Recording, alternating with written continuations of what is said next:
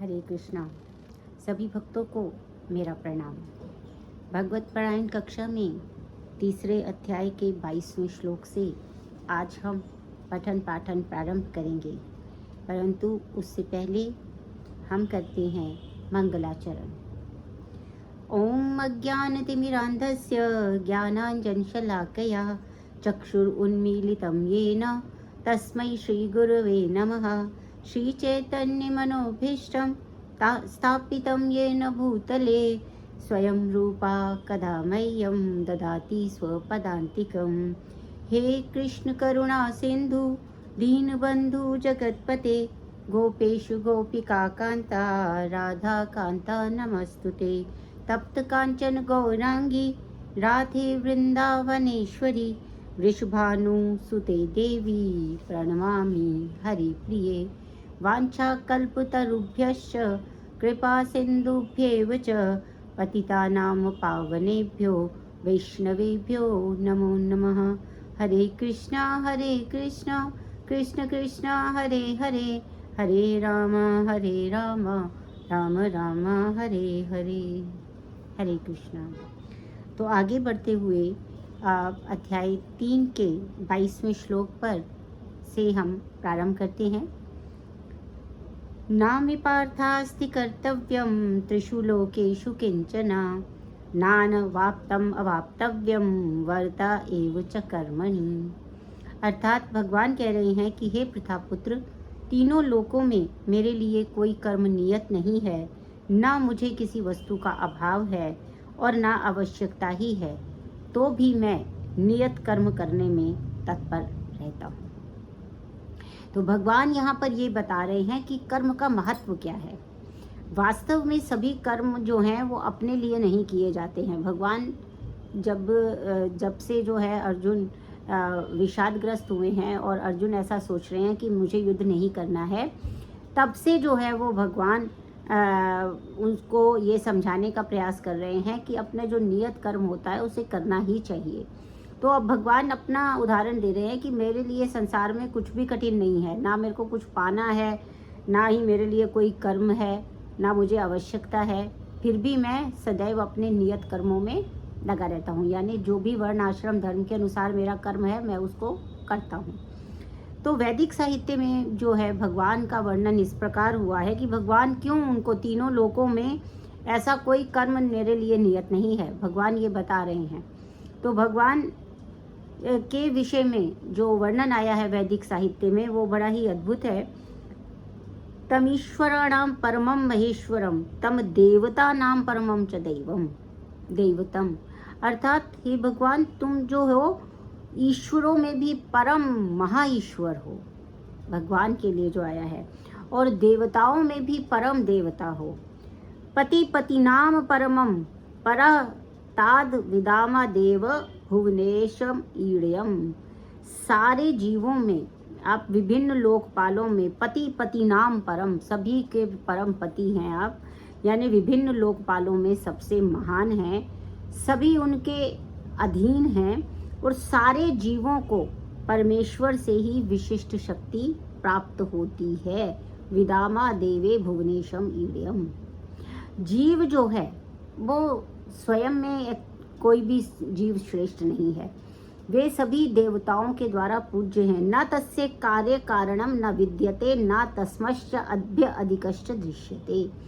ये जो हैं वो सभी देवताओं के द्वारा भगवान पूजनीय हैं और समस्त संचालकों के भी संचालक हैं। अतः समस्त भौतिक जो नेता हैं और नियंता हैं उनके वो उनसे भी बढ़कर हैं। तो सबों द्वारा आराध्य हैं, उनसे बढ़कर कोई नहीं है और वे सभी कारणों के कारण हैं।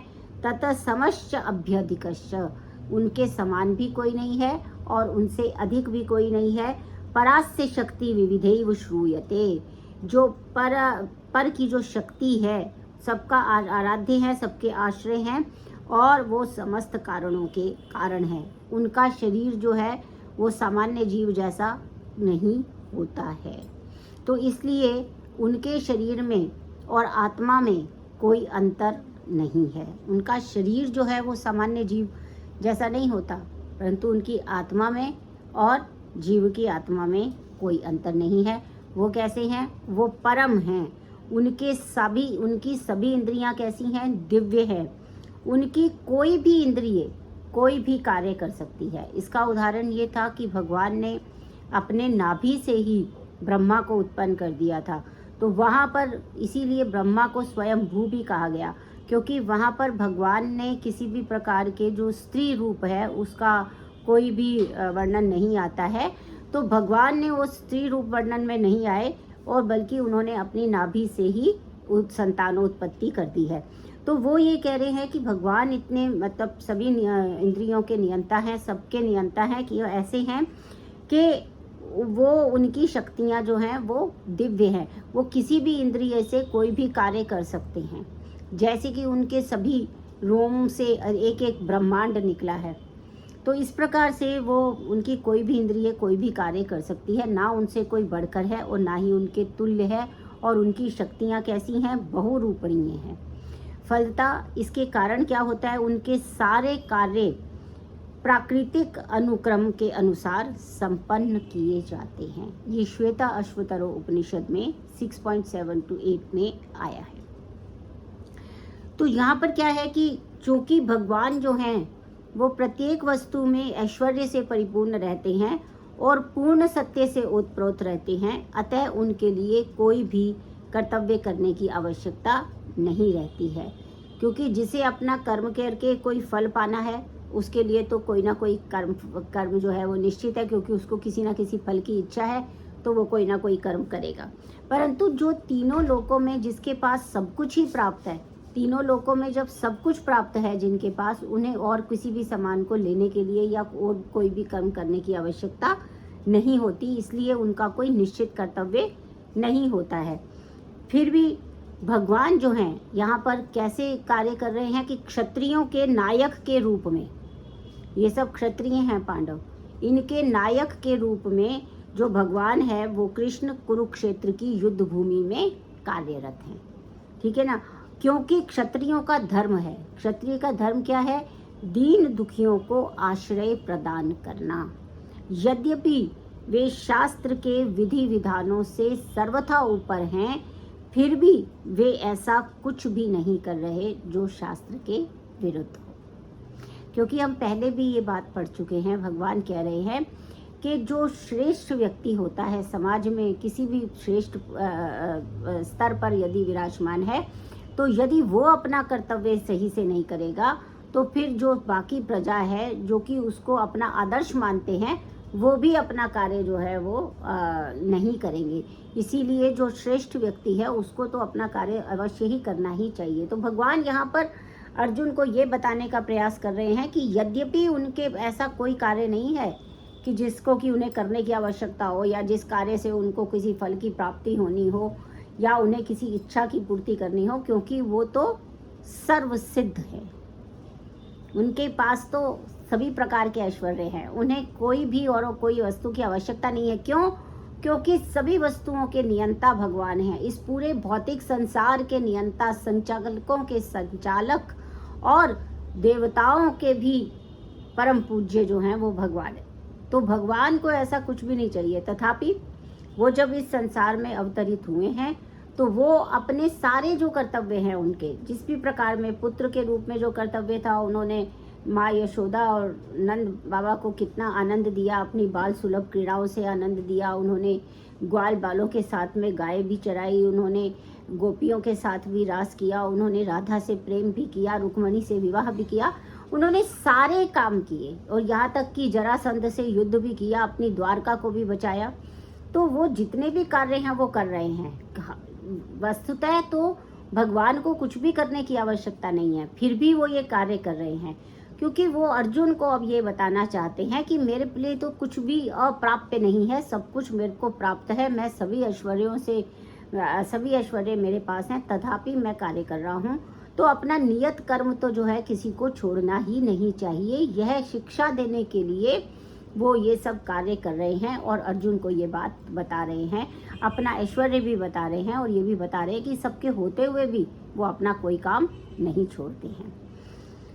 फिर क्या कहते हैं, और फिर वो कहते हैं कि क्षत्रिय का जो धर्म है वो क्या है, ये भी बता रहे हैं साथ में कि क्षत्रिय का धर्म क्या है कि जितने भी दीन दुखी हों उनकी रक्षा करे, उनको क्षत से बचाए, उनका जो भय है उसको दूर करे, ये उसका कार्य है क्षत्रिय का। तो इसीलिए वो क्या कर रहे हैं, यद्यपि जो हैं वो सभी शास्त्र के विधि विधानों से बहुत ऊपर हैं भगवान, पर फिर भी वो कोई ऐसा कार्य नहीं करते जो शास्त्र के विरुद्ध हो, क्योंकि वो आदर्श हैं, वो आदर्श स्थापित करने के लिए अवतरित हुए। यदि वो ही शास्त्रों का विरोध करेंगे, विरोध कुछ जाएंगे, तो फिर वो किस प्रकार से ये उपदेश दे पाएंगे।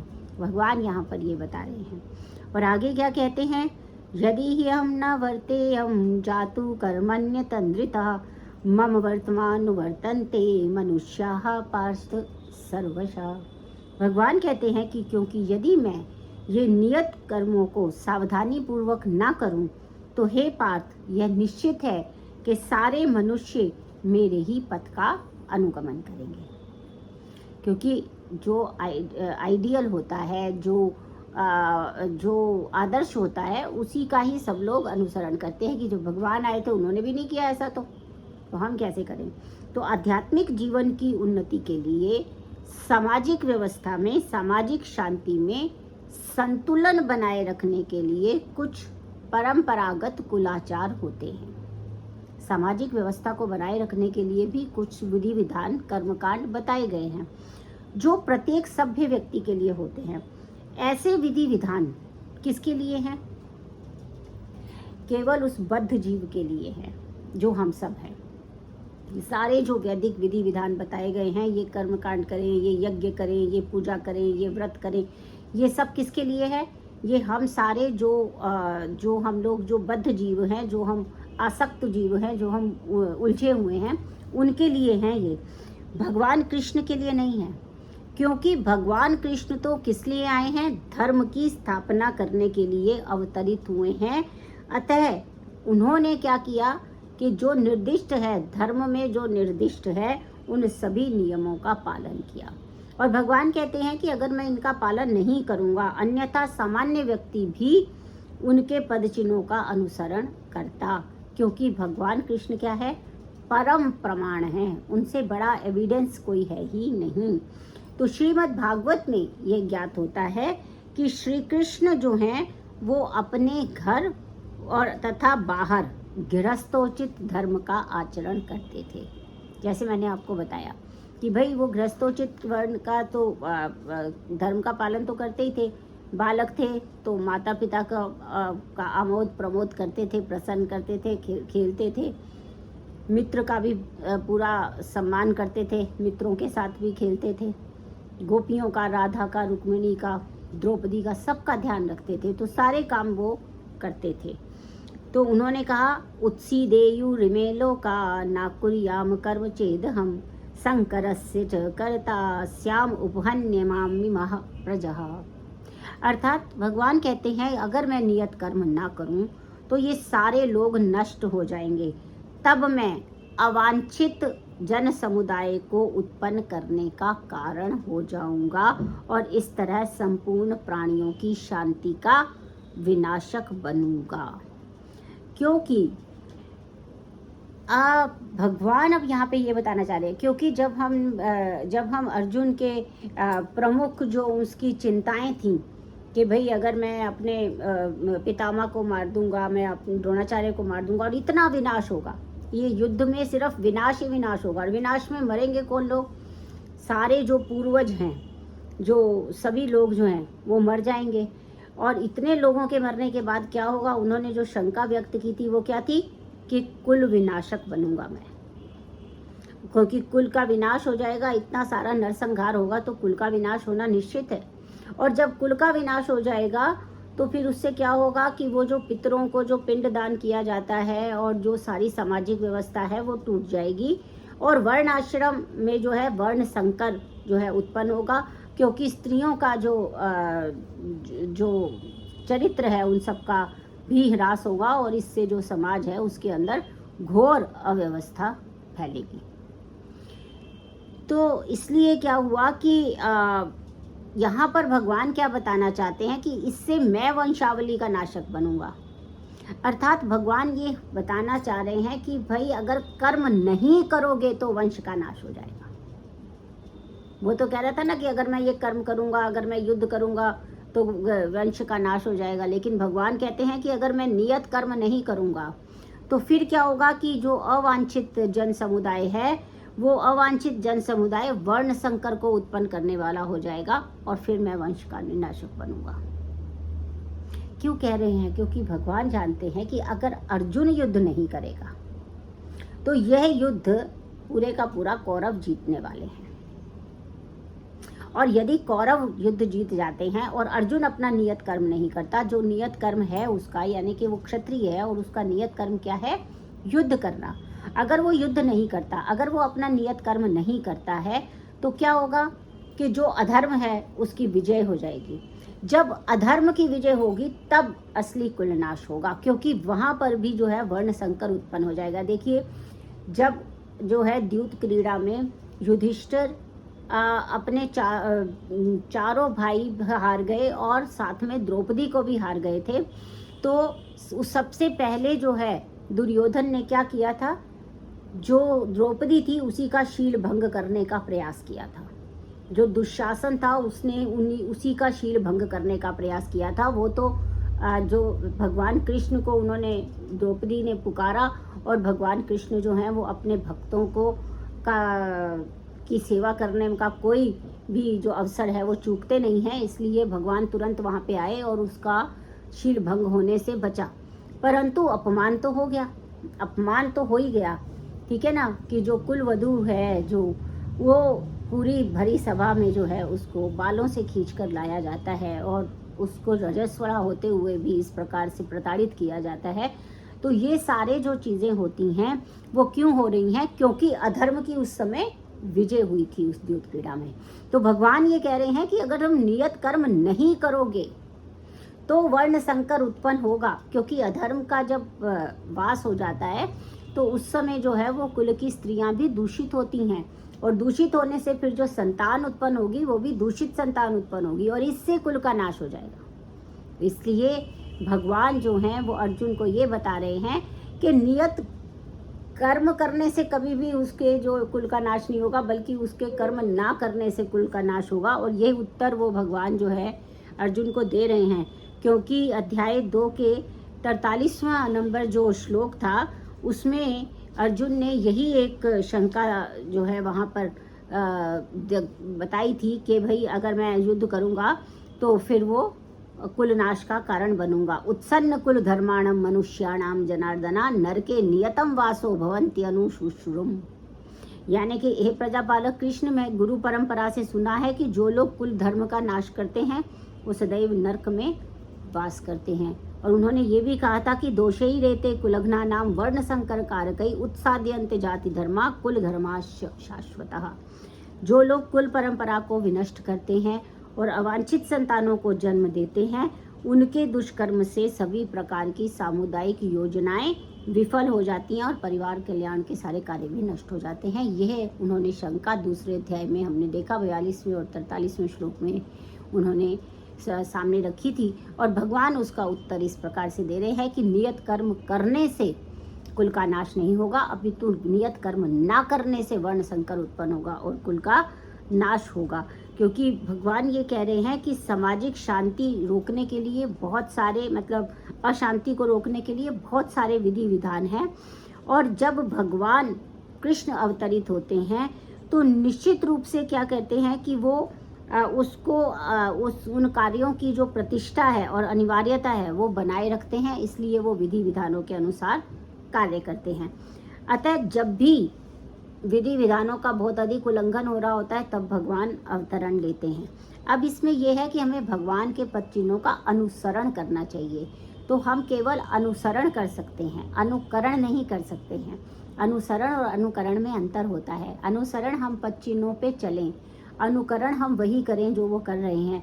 तो क्या हम अपनी एक छोटी अंगुल पर गोवर्धन उठा सकते हैं? नहीं उठा सकते हैं। तो हम उनका अनुकरण करने के योग्य नहीं हैं, पर अनुसरण हमें उनका करना चाहिए। तो इसलिए क्या करना चाहिए, श्रीमद् भागवतम में आया है 10.33 और 32-31 श्लोक में कि न एतत् समाचरेन् जातु मनसा अपि हिनश्वरा विनश्यत्य आचरन् मोढ्याद्य अथा रुद्रो अब्धिजं विषम ईश्वराणां वचः सत्यं तथैवाचरितं क्वचित् तेषां यत् स्ववचो युक्तं बुद्धिमांस्तत् असमाचरेत्। अर्थात मनुष्य को भगवान तथा उनके जो शक्ति प्रदत्त सेवकों के उपदेशों का मात्र पालन करना चाहिए।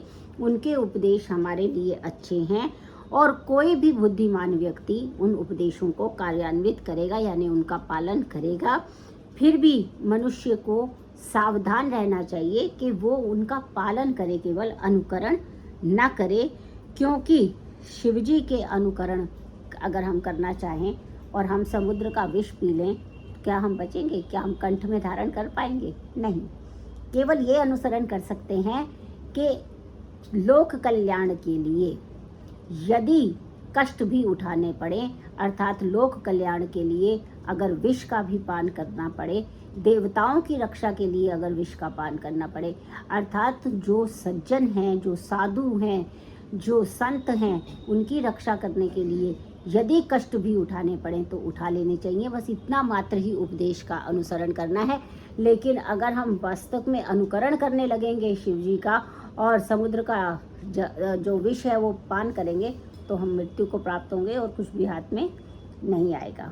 ठीक है ना। तो वास्तव में जो है जो कोई भी शक्ति जो है वो सर्वशक्तिमान का अनुकरण नहीं कर सकती है। अभी कुछ लोग बोलते हैं कि हम भी रास लीला करेंगे, भगवान ने की तो हम भी कर सकते हैं। तो ये जो है ये बड़ी मूर्खतापूर्ण बातें हैं। ना वो गोवर्धन पर्वत को धारण कर सकते हैं, ना वो 16,008 रानियों के साथ में रह सकते हैं, क्योंकि ये भगवान का ऐश्वर्य है, भगवान का अपना जो है शक्ति है, जिसके कारण वो ये सब कर पाते हैं। तो आज के लिए इतना ही। आप सभी से अनुरोध है कि आप इस चैनल को लाइक करें, सब्सक्राइब करें, शेयर भी करें, ताकि अधिक से अधिक लोग भगवद गीता के इस अध्यापन कार्य में जुड़ सकें। और आपके कोई भी प्रश्न यदि हों तो आप इसी चैनल पर, इसी जगह पर अपने प्रश्न लिखकर भी भेज सकते हैं। मैं यथासंभव उनका उत्तर देने का प्रयास करूंगी। आप सबका बहुत बहुत धन्यवाद। हरे कृष्णा।